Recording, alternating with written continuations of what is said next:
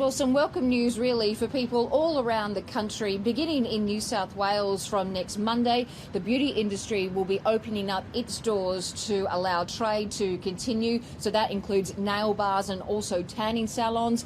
The hospitality sector also taking advantage of some of the easing of restrictions. They will now be able to host 50 diners at a time in cafes and restaurants. Of course, social distancing measures will need to be observed. And religious organisations also welcoming the easing of restrictions. Services now will able to host 50 people at a time. Weddings will now be able to have 20 guests, and funerals able to host 50 mourners at a time. Also, interstate travel will also be permitted. Museums and galleries also opening. In South Australia, there's going to be a further easing of restrictions. Gymnasiums and cinemas also throwing open their doors. And in the Northern Territory from next Friday, they will be moving into the third stage of the easing of restrictions, allowing most sectors to open. However, the borders will still remain closed.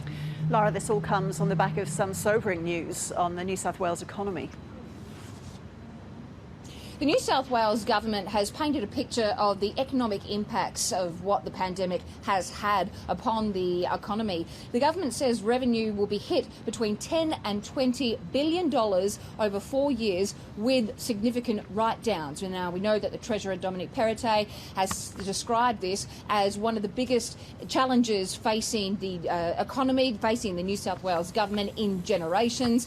He's also defended the move to freeze the wage increases of public sector workers. There's about 400,000 of them in the state, saying that the wage freeze isn't indicative of a worker's worthiness, but rather it's about creating and maintaining jobs in the sector. Now, there's also been a cloud that has been put over some of the biggest spending infrastructure projects, that being the relocation of the Powerhouse Museum and also upgrade to ANZ Stadium. There hasn't been any indication of whether or not those projects will be postponed, but we won't get a clearer picture of the full economic impacts of this virus until the budget is handed down in October.